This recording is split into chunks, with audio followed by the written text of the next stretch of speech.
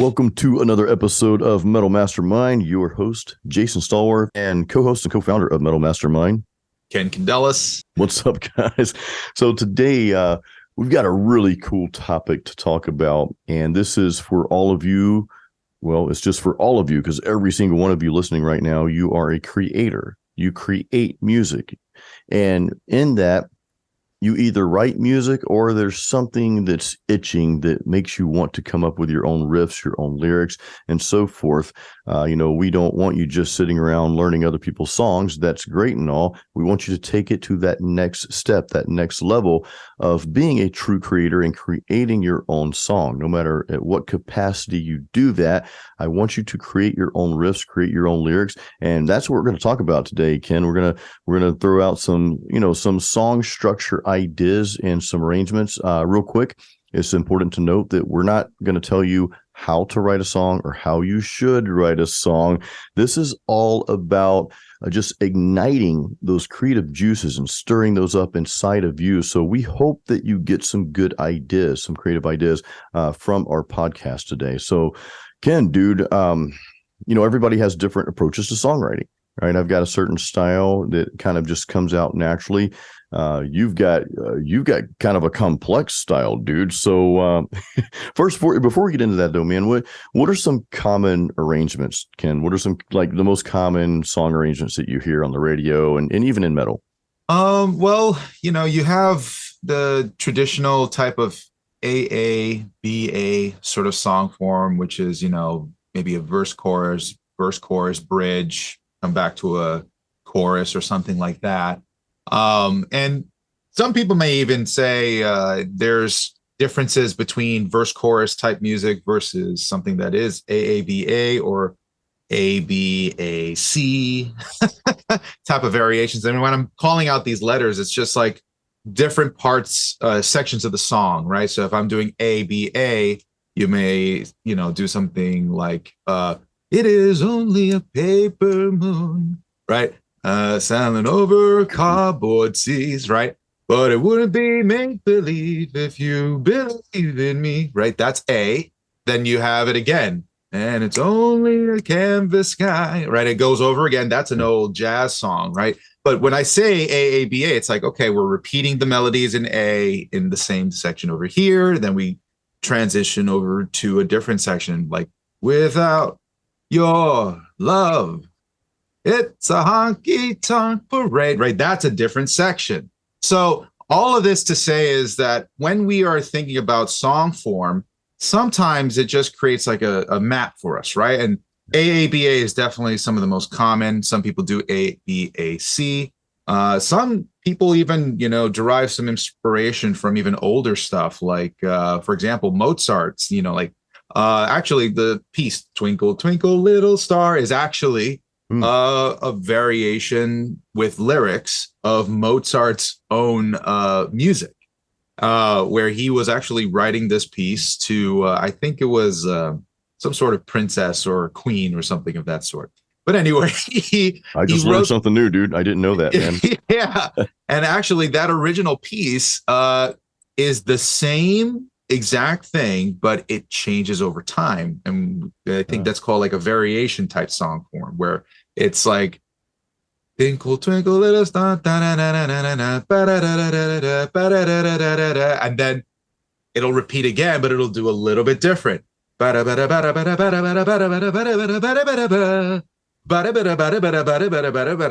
and it'll change in technique and in lyrically and how it moves through its notes and all this kind of stuff. So that's an older type of song form that people have used.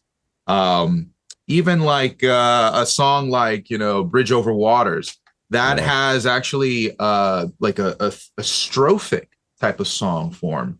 Strophic is where you basically do the same melody, but you kind of keep it largely the same. This was very common in like medieval eras, Renaissance eras, and all this kind of stuff. So there's a bunch of different types of stuff that we've kind of Man, derived some inspiration from. But yeah, that's so interesting. I just learned a lot just in that little bit. And by the way, dude, you've got a beautiful voice, man. I've heard you sing oh, death thank metal you. before, which I love your death metal vocals, but I never heard you crank out some regular singing, I guess is what we call it, and that was cool.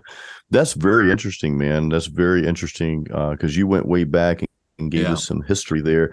I always revert my simple ways of thinking of song structure and arrangement and such back to like because I'm an 80s kid, most of you guys know that, and especially like the hair band era, the Bon Jovi songs, the Poison, Rat, Warrant, all these bands, Doc, and Right. you had like you'd have a verse, sometimes it'd double the verse, right, extended. Mhm. Then you'd have so you had verse, chorus, verse 2, chorus, bridge, and that leads into the cool guitar solo, and then usually they'd end out with a chorus, and sometimes you'd have a different intro, usually with a guitar solo as well, and maybe even another piece of music for the outro. So that was kind of like the typical hit song structure there from back then, and I guess it's still widely used today as well. Yeah, a lot of people still use a lot of that same stuff even today. I think there's in a way many times a formula to making songs, and songwriters have been cranking out using that formula for a long time. Some people that go kind of a little bit deeper into other more, I guess, sort of either older, like archaic type of song forms, or Yeah. just more avant-garde type styles.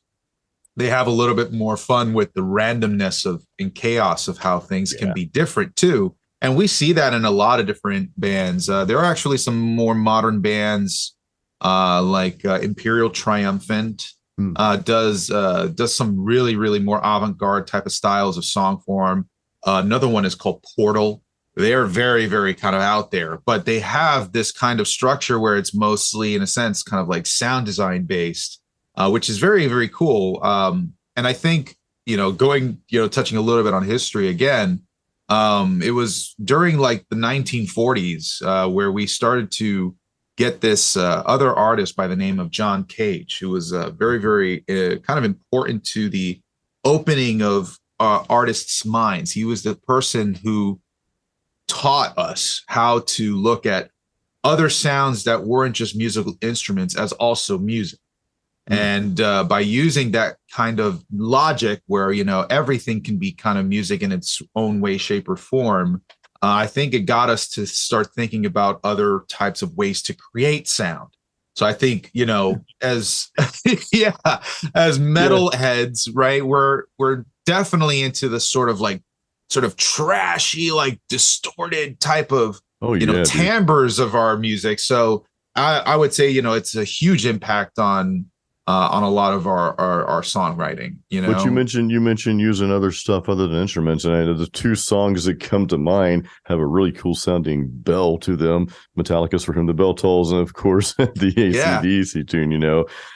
So that's interesting. 100%. And I love hearing stuff like that. And then Metallica's "One," they use the sound from like a war going on before that song started. And I know I talk quite a bit about Metallica because that's who started me playing guitar. But they were known, as well as many other bands, not just them, but known for those long drawn out intros, and they just jammed for quite a bit before they started singing. I think of Blackened, that really eerie, just like haunting, because Kirk Hammett, he's really big into horror, and that comes out through his playing. And then they had kind of the typical do a verse and a chorus and verse, had the bridge and whatever, but they had a lot of like just music parts, just without the lyrics and the longer songs. And I kind of like that, I like that because, man, just listening to the music is just cool. It's just cool, the stuff you can come up with. Yeah, and I realized later into my career that it wasn't only just how your tone is that makes you sound the way you do. A lot of it does have to do with how you approach writing music. I'm so glad you because said that. I'm so glad. I mean, yeah, by the way, guys, go back and watch the podcast we have with Nick Z, because we talk a lot about that. You guys, if you guys didn't hear that yet, don't go to that yet. Finish this one first. But yeah, I'm glad. I'm very glad you mentioned that, because that's one of the most valid points as that a musician could take, right? And say it again, Ken. Let's hear that again. yeah, it's your sound is not just your tone, it's also how you approach writing music. Right. It's got a lot to do with your thought process and how your creativity sort of gets executed onto quote unquote paper, making something tangible. Because when I was writing my own album, I very quickly realized that how I was approaching writing music was a little different than others.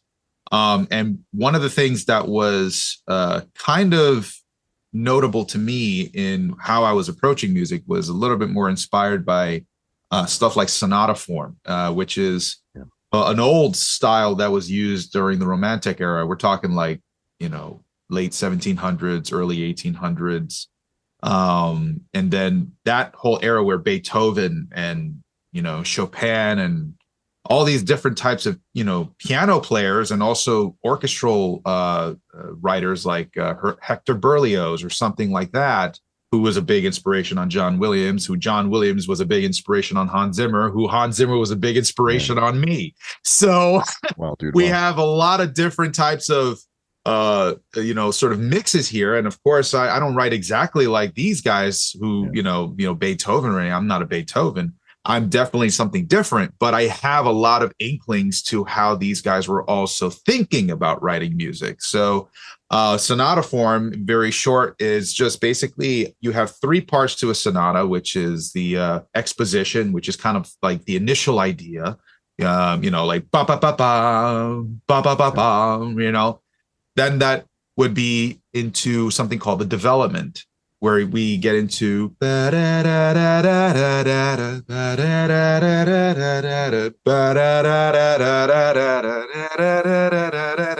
right. We're starting to really change the sort of tune that goes from like one journey here where we have the main idea, but then it takes basically like a road trip elsewhere. And then from the development, we come back to the main theme, and we call this the recapitulation or the recap, right? I like that. Yeah. So the recapitulation, then it kind of takes that and finishes off into the end. But all of that put together is what sonata form is. And we're very inspired in, modern day film scores. I think modern day film score composers are really like the new classical composer. Yeah. And how we're hearing that also affect other types of music. My music is just only one of them, but, talk about symphonic metal. Symphonic metal totally has a lot of sort of attribution that can pay homage to either classical composers or even like modern film scoring. So I don't know. I just think it's a very, very interesting sort of thing of how music has become so worldly, and contemporary music is just so like it's melded with all these different genres. And thank everything for the internet, because that's what did it. So we're able to sort of see that now, and I just find that fascinating. I love symphonic metal too, man. I Nightwish. I'm a huge Nightwish fan. And I think it was one of the more recent albums, or maybe it's their most recent, Shudder Before the Beautiful. They do a lot of instrumental stuff on that album. Now, some folks were disappointed in that because, they had less vocal songs, which I love the songs on that album. But I was starting to think about, why did they put all this instrumental stuff on there? And you just nailed something when you're talking about film scoring. That might have been a strategy. I don't know this to be certain, but it would make sense if Nightwish said, hey, we're composing this music. Why don't we try this strategy? What if this gets picked up in one of the big films? Because as a musician, and I know this is a part that a lot of people, really kind of shy away from, you do want to earn revenue. You do want to earn a living from your music. I know we all say, well, it's just a hobby for some and yada, yada. But, if you're really passionate about your music, why would you not want to do it for a living? And this is a conversation for a different time, but it does make sense, though, to, maybe focus on the instrumentation a little more, and maybe even have some instrumental versions of some of your songs. I think Delane, they just put out a new album. I believe they have some instrumentals on that as well. But a lot of bands, and Ken, a lot of bands will have the song, right? But they'll have just an instrumental only version of that as well on top of that. So I think that's interesting. Yeah, that's a great point. I'm glad you also talked that, because that allows artists to expand their income streams from doing stuff like that. The world of sync licensing is a real thing, where you get your music basically on, some sort of movie, or you get it into a commercial or a TV show. The sync licensing is big money for many musicians, and that's how they make their living and their big break in some cases too. So, when you're making an album, absolutely, like, consider like releasing instrumentals that will be able to be accessible for people that are interested in possibly playing your stuff. The biggest thing about that, and this might encourage some of you to be more solo in your music, which is something that we certainly are. Jason and I, we operate our own solo projects, and for good reason now, because we have control over our own music.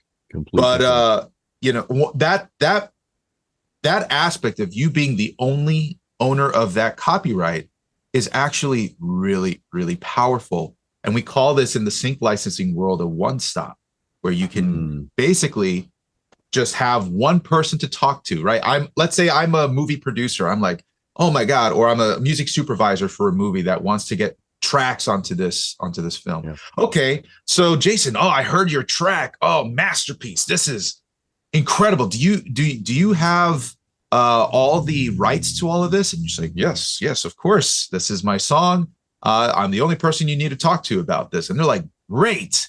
Do we have your permission? Yes. Awesome. Of course. And we got a contract. So let's go. So they love dealing with just single songwriters in this case, right? And if you have a band, that's not a bad thing either. You just have to be all on the same page, and you have to react quickly. That's the biggest thing about this kind of world. But I say this to bring another point, which is, making an album as just a musician for an audience to hear is one thing, but you can also be a musician and make music for music libraries too. If you're, let's say, an instrumentalist and all you make is instrumental metal, like, put that stuff into a music library where it can end up in a commercial. Like, that's another way of making money, right? So take that skill that you have and make something that can be usable in an edit, right? And that is actually a much simpler way of writing songs, because what they're looking for is stuff that is predictable. So you can use that to your advantage in a case like that. Then beyond that, of course, you still have the ability to write, your own standalone album and have instrumental parts out of that too. But it's just another avenue that songwriters can take and be even more, how would you say, versatile in this industry. It's truly something to think about, guys. When you're writing music, and I know a lot of listeners do just solo projects. A lot of folks that are on our channel and on our podcast here may be guitar players, and maybe they don't do vocals or don't want to do vocals. They just want to work with maybe a drummer and bass player to, you hire those things out to accompany your music, your song. You still own the song. That's why I love about Musicians for Hire. I hired Cameron Fleury, a great drummer, to play the drums on this upcoming album, Overcometh, and then my Masterpiece album. Well, that's a one and done thing. And honestly, if the album ever just took off, I would more than likely hey, dude, I just want to, here, happy birthday. I want to give you a little something extra, profit sharing, because I truly like to create a win-win. After reading Stephen Covey's book, 7 Habits of Highly Effective People, one of those habits was creating a win-win. So, but you're not obligated to. You're not obligated to share revenue with anyone, a producer, a label. Only the songwriters are taking that grab. You can do whatever you want to after that with it. So you bring up a valid point. It's your song. There's no red tape to cut through. It's I'm surprised how many bands and how many artists that have written songs, and even people who have created movies, like the movie script, right, that don't own the rights to their own work. How it's like I get it, but I don't get it. I'm sure at the time, like, well, to make this work, for us to fund the project, you have to sign over your rights or whatever the case. I don't know all the ins and outs of that industry of how that works, but just the fact, you brought up being independent artists, that if someone wants to use that piece of music that you wrote and you're an indie artist, there's no red tape. There's no one to ask permission. It's just yours. And like, yeah, okay, let's make a deal.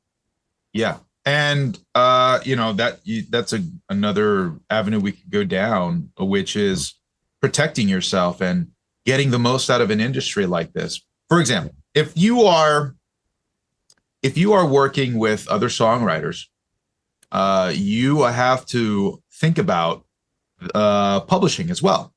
So if I get, let's say, a sync license deal, right? Yeah. And it's actually very common for that to be somewhere in the ballpark of $150,000 fee and up. It's very, very profitable. Yeah, so that is profitable. You get So you get one of those a year, please. Yes. So you get in there and you get this opportunity, and the person goes like, okay, well, first, we need to get approval from everybody. But right off the top, half of that is gone, because half of that goes to your publisher. That's how it works when it comes to royalties and splits. Gotcha. Right. When you are going to, when you sign up for CD Baby, when you sign up for TuneCore, any of these guys, they become your publisher. Right. So, and the way copyright law works is your publisher puts it out onto these platforms to exploit your songs so you can make money for them. And that revenue gets split between you two based on a percentage. Now, you keep 100% of the writer's share, but that's how it's always been. It's always been 50-50, writer share, publisher share. So really, out of the entire copyright, you're keeping 50%, but 100% of writers. Right. And I'm okay with that. Like I use CD Baby. I've used them, and I've explored other platforms. And I'm not going to say one's better than the other. I don't know. I couldn't tell you, but it's been easy to use. All my stuff's on there. I'm working on album number 5. I want to publish it through CD Baby as well. Just the process is simple, which I like simplicity, and it's familiar to me. And they've got a good name too. So again, I'm not trying to sell anybody on CD Baby. It's just my personal preference. But in any case, you don't have like 2 or 3 producers or a label or anything like that taking even more of that cut or owning some of the rights to your song. Like Ken, you and I, we own the rights, 100% of the rights to our songs, and we could tell someone no if we wanted to. Right. Yeah, absolutely. And one other thing, not only are you having to like divide this between songwriters and stuff like that, but if you have a label deal, you want to also keep in mind that a lot of labels have a clause in their contract, something called a controlled composition. Ooh. And if you don't know what a controlled composition clause is, I'll tell you. Okay, here's some juicy alpha. Okay, controlled compositions. Basically, in federal law, you are entitled to 9.1 cents per mechanical royalty sale. Okay, that means for every physical merch item or physical CD that you've made that contains your music in it, right? At minimum, you are required to earn 9.1 cents on that. Now, if we go ahead and talk about how record labels screw over artists, you are basically, with a controlled composition, you are giving up your federal right. You are basically telling the record label that you are giving them the authority to give you less than what the federal rate is. It's real sly contractual speak to get you to do it. Right. And you look at a control composition, you're just like, what the heck is this? But yeah, basically, they control the amount of royalties given to you based upon that. So it's so bad. And you know what? It's like Yeah. they know a lot of artists want to get on a label. So they will Yeah. do stuff like that and they will screw you on the back end and things like this. Where, instead of getting the full 100%, you're getting 75% back instead. It's that And fine the life, print, right? I mean, it's it's a that fine fine print there. print. It's that fine print. Yeah. And songwriting has to deal with a lot of just protections. That's why I Yeah. talk about this, right? Because we want to make sure that when you go and you create your music, don't get desperate to, hop on a label so quick. Labels, one, they want people that are established. So they're going to be working on, scouting for those who have a fan base already and then Yeah. try and see if they can, take advantage of that. So labels, they have their place in some aspects. If you're already well enough off on what you're doing independently, a label could help maybe get to that next plateau. But the whole point is, if you're doing that, you're gonna want to come in with some leverage. You don't want to be dependent on them for anything. What you want to be able to do Yeah. is, okay, make the deal to work in your favor because you can just walk away, and there's nothing wrong with that. And that's what we teach here at Metal Mastermind, is trying to be that independent musician, to be as well off and sustainable as we possibly can help you. So Yes. that's been the mission that we've been trying to fight for a long time. And Jason and I, we're both indie musicians who have been trying to do it on our own for years. So I feel it's important to mention that, to just to give a little bit of context that, talking about songwriting is just as much to do with the music business as it is also doing the creative work. Well, so let's circle back around to songwriting. We just went through this whole spill and a lot of valuable information, guys, on maybe why it might be in your best interest to go indie, right? To release it through some kind of company like CD Baby, TuneCore, so they can put it out there on, Spotify and all those platforms for you. They collect the royalties, they collect everything for you and pay you. They take a small percentage, but nothing compared to what a label would take from you, and or the fine print that we just talked about, where you might just totally get hosed. But let's circle back around to songwriting.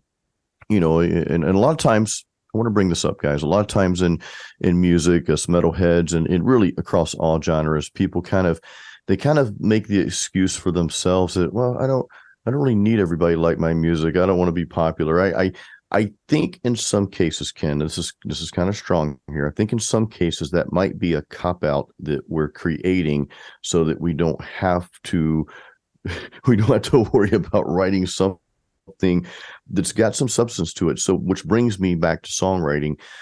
Should we write, or should this be a thought at least of, okay, let's write our structure, let's arrange our song in a way that's going to be attractive to certain cases. Like if I want to write some instrumental work, okay, it's my music, it's original, it's authentic. But what if part of my goal, because you can have more than one goal, what if part of the goal is to, I want my name on something that I put out there, but another goal of that is to be picked up by a film or something like that.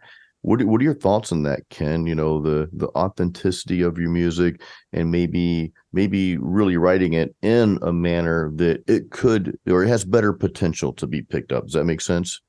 Well, that's a great question, and it's kind of a fine line, because when you start doing something that is built for licensing, it's not necessarily going to be as attractive listening to it if it was like AC/DC or something, like just writing music for music.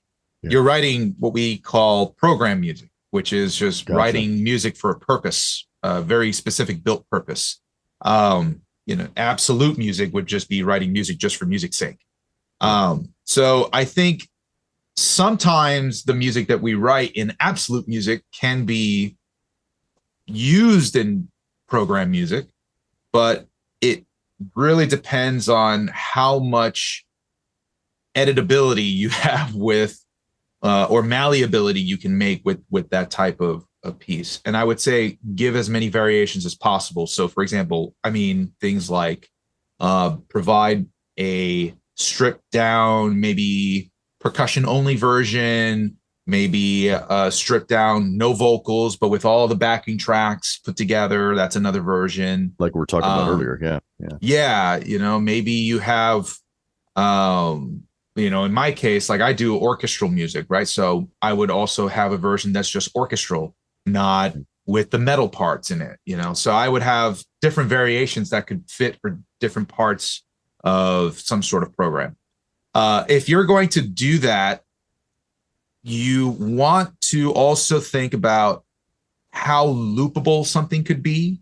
And if you like video game music or things like that, and that's something very much akin to how you like to write music, that can help.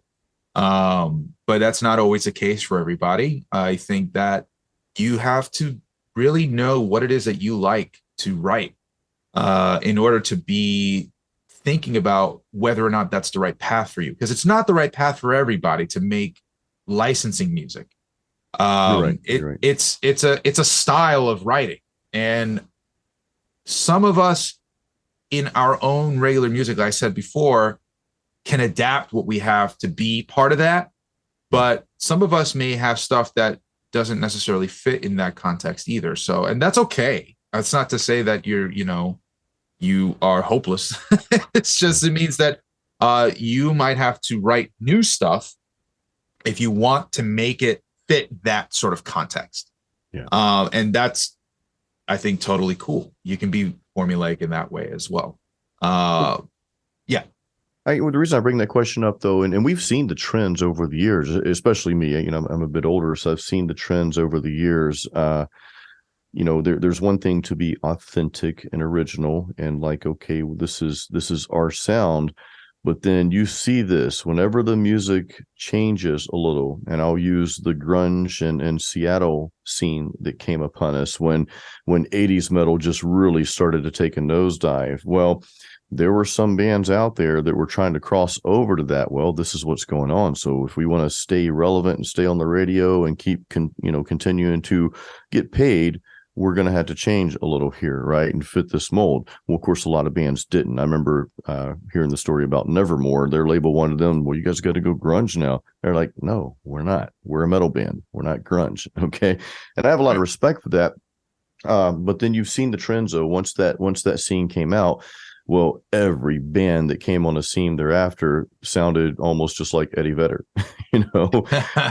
You had this, Pearl Jam, and nothing against Pearl Jam. I thought they were kind of a great, kind of like a jam band almost. They're just really laid back. They kind of threw perfection out the window, and I've got some respect for that in a lot of ways. But at the same time, every other band was trying to sound like Pearl Jam, sound like Nirvana, sound like all these other bands.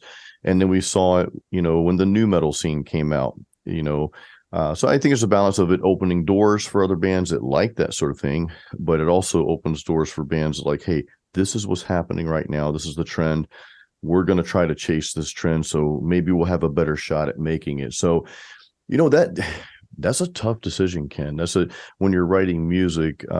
Personally, I've never chased any of the trends, and this doesn't mean I'm better, because maybe if I chased a trend, who knows? Maybe one of my songs would have become a hit. I don't know that.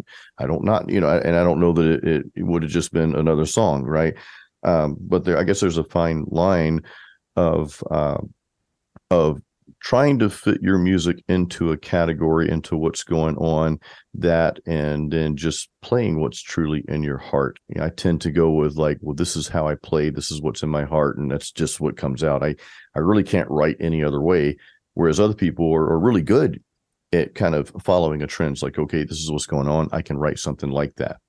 Yeah, that's an emotional decision for a lot of us. And I feel always that you should write the music that you feel is like the coolest in your head. Yeah. Because that's going to always bring out the best qualities in your songwriting. So I would say always listen to that. Even if you're trying to do something like formulaic music, like sync licensing, I think in some aspects you can balance a bit of the two of, trying to find a trend versus keeping true to yourself. I don't think you have to sacrifice what you really like to write in order to follow a trend. I think it's very, very smart to observe the trends and see what's Yes. happening.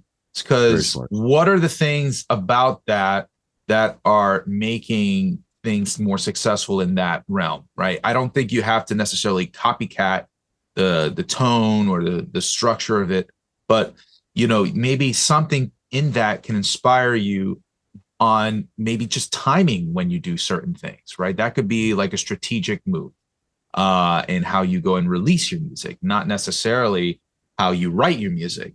So that could be a way that it can help you. Trend setting is another way of thinking of this, where you take trends, throw it out the window, and you basically isolate yourself to the point where you don't even know what's new on the radio anymore, and you're writing stuff that you feel is the truest part of you. I think that's been something that I've done before, and I feel very beneficial for doing that. But at the same time, it keeps you out of the loop of what's happening in the industry as well. So there's a fine balance with that too, right? You don't want to go too far removed that you don't even know what's happening in the business end of the music industry to make your song even successful. So, So like there's a balance, like you just said, man, there's a balance between that. It's like you want to be original, you want to be authentic, okay? And then you might say, well, I'm not going to follow the trend, but at the same time, Ken, you don't want to have to try so hard to be different. Does that make sense? It's like, well, I'm just going to go this route, completely the route, because I don't like what's going on. So I'm just going to, and with that intent, I mean, that even can take the authenticity out of what's really inside of you. I think, one of my favorite bands in general, and especially bands that they do not sound like anyone else, nor does anyone sound like them, is King's X. I love Doug Pinnick, the vocalist and the bassist. He's got just a monster bass tone, and like not so much tone, but writing style. Ty on guitar, phenomenal guitar player. Being they're a trio. And forgive me, I don't recall the drummer's name, so I'm going to smack myself for that. But they were always true to their own sound. They never followed any trends. They're a progressive, kind of like a progressive rock, if you had to categorize them. But in any case, yeah, I mean, you don't want to sound like someone else on purpose. Like, I like that band, I'm going to try to sound like them. This is why I tell my guitar players, like, stop focusing so much on trying to dial in someone else's guitar tone. Why? Right. It's already done. Stop trying to sing like this other person or play drums like this other person. Get some tips from that, right? We all have our influences, but use that to develop your own style and sound, not someone else's. And that's kind of what we live by here, Ken. Yeah, I think that all boils down to how aware of your intuition you are. Your songwriting skills really come from intuition, and so does your sound when you're trying to search for tone as well. Yes, trust your ears, but trust your gut even more. Yes, you have to really think about how is this project that you're working on making you feel in terms of every aspect of it. Is the movement of the music, right? The song form, is that what's doing it for you? Is it an element within the mix production wise that's doing it for you? Is it melodically what's doing it for you? Is it groove? There's all these aspects in everything that we do with music that contributes to the whole. But there's, like, for example, a band like Lamb of God, they consider themselves groove metal. So what do they focus on most of the time? Groove. Grooves, dude. So yeah, of course. we're every time you listen to a Lamb of God song, it's always just like you could bop your head because you're just like, yeah, it's groovy. I'm loving it. So they capitalize on that, and they know what makes them Lamb of God. Yeah. And that just, again, takes an awareness of your intuition of knowing what it's supposed to feel like. And sometimes that's in the beginning for us when we're starting out, we don't know what it is because it's all chaotic and we're just excited and we want to do this cool thing. But as you grow and mature in your songwriting, you become more aware of the sort of the icks of the things that you don't like or the things that you do like, and how those affect your emotional response and in others. So that's a key element of songwriting, is just being aware. It's kind of like learning more about yourself in a sense, to know what it is that you provide. What do you bring to the table that makes you you? But you can only do that by trying to write. So you have to kind of, as the old saying for, I think it was Andrew Carnegie, right? Andrew Carnegie was like, we dig in the dirt but we're not looking for dirt, we're looking for gold. So we dig a lot of dirt to find gold. And that's what you got to do when you're songwriting too. You got to keep writing, and you got to go through that dirt to see what it is that really makes you who you are. And that's the gold nugget that you're looking for and all of that. So you have to just keep going. You have to just keep doing what you're doing. Put in the work, and you don't find that right away, guys. A lot of times we and even if we do find it, I don't know that there's really even finding it, because you evolve as a songwriter.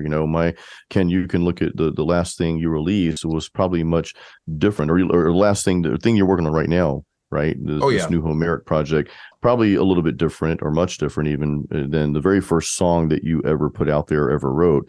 My first professional release was Apocalyptic Dreams back in 2013. That album, kind of instrumental rock, instrumental metal, it was kind of like a Joe Satriani meets Metallica type of thing, if you had to label it. And that's much different than the latest album I released in 2019, Masterpiece, right? Which was on a 7-string, more along the kind of, Megadeth meets Amon Amarth type of thing. And this new thing that I'm writing now, it's much different from any of that. However, I will say this: you'll be able to tell it's Jason Stallworth. Just like when you release Homeric, you've got your style, Ken. You've got your writing style. You've got the way you build these progressions and do the structure. They'll be able to tell, okay, this is Ken Candelas. This is Homeric, right? So even my wife, she's not a musician, but I can be playing something on iTunes, and of course my own stuff will pop up. And she's not familiar with all my songs, but she knows it's me when she hears it. Even friends of mine, they know it's you, because you develop your own style. You've got this thing about you, and every one of you listening right now, you have that, and you will continue to develop that. And I think that's important. Like Ken said, keep digging through the dirt. You'll find the gold nuggets along the way. And you'll start to find bigger ones along the way, because you will grow as a musician, but you've got to put in the time and the work and put in the effort. Don't expect to find gold the first time you dig. Right. 100%. And, you might discover that, for example, like I'm not a person who turns around songs very quickly. My stuff is very premeditated. I have to sit and really think about how I want to intentionally write my music, which is why it takes me a long time to create an album. When it comes to other people, some people, they're much quicker, and their feel is sometimes it can even feel like it's almost as if they can take a jam session and turn that into a song. There are some people like that, and that's okay too. You have to know what works for you. And that might also give you some direction as to being true to yourself, but knowing which part of the industry is best for you. Right? Is it better for you to try doing sync licensing because you just have so many ideas that keep coming out of your head that it has to be heard by the world in some way, shape, or form? Or do you have this one big giant, project that you want to really work on, and that's going to take some time, and you want to really flush that out? That's a decision that you'll have to make. So listen to yourself, and don't think that because an artist that you idolize is doing one other thing that negates what you should be doing, because that's what works for them. That may not work for you. That's also, let's relate it to something else. Scheduling your time of day, right? Are you a morning person or are you a night person? Well, if your idol is a morning person, doesn't mean that you have to be a morning person too. You could be a night person and do similar things that help maybe give you more focus during your peak hours. Those are things that I would listen to. Always listen to your body. Your body is the thing that's going to give you the right move, the right direction for you in your path. That's funny because we kind of talked about that when our hardcore, what is hardcore Oh, podcast we did yes. several episodes ago. I don't recall what number it was. We have to go back and listen to that again because, we talked about that. I have typically woken up at like 4:30 a.m. and some people are like, well, how do you do that? That's hardcore. But no, it's not hardcore. It's just the time I operate. I want to go to the gym at that time. When I get home, I start work. Whereas other people, like you said, Ken, their version of whatever you want to call it, hardcore or whatever, may be putting in the time and the work at night. That might serve them better. There's no right or wrong answer. It doesn't really matter. But you do, the principle here is you do have to put in the time, the effort, and the work. And I think you have to do what you love to do when it comes to music. What really gets you, Can you, like you said, if your thing is writing a bunch of instrumentals, because I can crank out riffs all day, man. I do it for YouTube. I just cranked out 3 songs for this new upgrade for our songwriting course that we're about to talk about next here. But I can crank out music as far as guitar-based stuff pretty quickly. I think a lot of my hang up is when it comes to the lyrics and the melodies, because I'm more picky about those. I want them to be just so impactful. They just have to punch you in the soul. So I spend a lot more time on lyrics and the melodies of my music as well. So like this album Overcometh, I've had the music done for a long time. I'm still working on the lyrics and melodies, right? So in any case, though, Ken, anything you want to close with? I do want to tell you guys about this huge upgrade we're doing real quick, though. If Ken, you have any last things to part with? I think lyric writing, what really helped me in my lyric writing actually was trying to write my lyrics in a different language. If you haven't tried that, you should think about it. I speak Thai, so I should try writing lyrics in Thai. That's interesting. What it will do for you is make you more acute and aware about how the inflection of words hit rhythm and melody. I think by doing that, you'll pay attention to lyrics, not just as words and poetry to put to music, but as part of the music itself and how it flows. And that's a big element that I've learned just by doing something as simple as just trying a different language. And I would try maybe experimenting with stuff like that. And it's not something that you necessarily have to commit to, right? If you don't intend to write in Spanish for your English song, write it in English, but you might, try it in Spanish to see maybe how does it roll off the tongue kind of thing, So that's something I would encourage. And I did multiple languages for my first album, mainly because I was doing very worldly type of music with metal and symphonic elements. And when I did my flamenco song, I had that in Spanish. When I did my sort of Celtic piece, I actually got Gaelic lyrics. And then if we're talking about my Egyptian piece, I actually went and got ancient Egyptian lyrics. Nice, dude. And that was a whole story. That was like literally a month of research, talking to Coptic churches around the United States and telling them, I want to put these words and lyrics in my, heavy metal tune. And they were like, you're trying to create a curse. No, shun.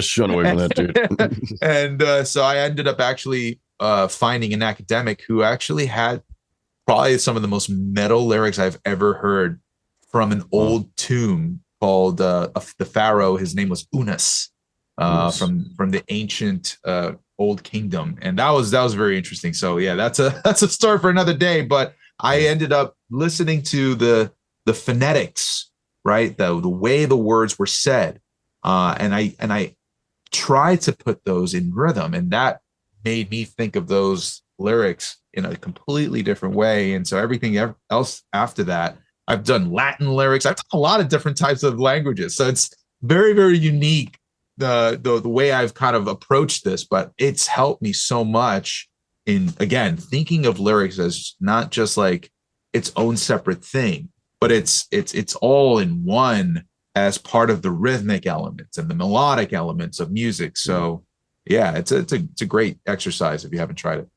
That's cool. Yeah, you got me thinking. I do want to write some stuff in Thai. Ken, my wife is Thai, and we're this is a pun, but we're tied to Thailand in a sense, Yep. in a very good way. I love the culture. I speak the language at probably a lower intermediate level, if I'm going to be honest with myself. Starting to read and write more, but I do want to write some songs Thai and kind of break into that market as well, while not losing folks here. Maybe I like what Dave Mustaine did in A Tout Le Monde. He wrote some of the lyrics, like the chorus, I believe, in French, and the verses were written in English, and it just turned out to be a very beautiful song. So I want to do something like that, not for a whole album, or maybe just for a song or two here and there. So anyway, that's just something you can incorporate it. You can incorporate it in more subtle ways too. It could be, let's say you have gang vocals in the back, chanting in Thai, right? Yeah. While you have your lead in English, that could totally be a way that you incorporate it, and it can go back and forth. Maybe you do something like the Tout Le Monde, where, you have just a chorus in a different language, but you have the verses in English, right? And that's actually what I did with my Celtic and flamenco tunes. Much of the same was, you had those choruses in the native language that I was trying to write in, and then you had in the verses all the other types. Basically English was the dominant, form of language, and using those verses. Yeah. Well, that brings us to our songwriting course, guys. We actually have a complete songwriting course called Metal Songwriters Forge. Head over to metalmastermind.com. Click on the button that says courses, and you'll see all of our courses there. But yeah, do check out Metal Songwriters Forge. And I mentioned an update. Ken and I are actually revamping this course. The current content will still remain there, but we're just adding like a tremendous amount of value, more value to the course. We're actually going to be expanding the course into some other areas, even into recording, because that's part of songwriting. So what I'll say is, if you grab the course right now, it's at a stupid discounted price. So it's like a no-brainer. So if you grab it now, when we do release the upgrade, and we're shooting for, I'm gonna give us some time. We're gonna shoot for May. It might be sooner than that, but once we do have that, you will get that upgrade at no additional cost if you buy the course now. If you wait, of course, the course is still going to be reasonably priced, but we are going to increase the price of that. Ken, we have a lot of content, a lot of value going into this thing. So just a quick note, grab it now. You'll get the upgrades when those are released. Even without the upgrades, it's a great course. It's helped so many. I know a lot of you listening have the course, and thank you, by the way. But again, guys, head over to metalmastermind.com, click on the courses button, and you'll see Metal Songwriters Forge there. So go check that out. And guys, want to thank you for listening to our podcast. Ken and I, we both appreciate you all greatly for being a part of Metal Mastermind, being a part of this awesome community. You guys are what makes it awesome. So again, we do appreciate you. As always, folks, create your own sound.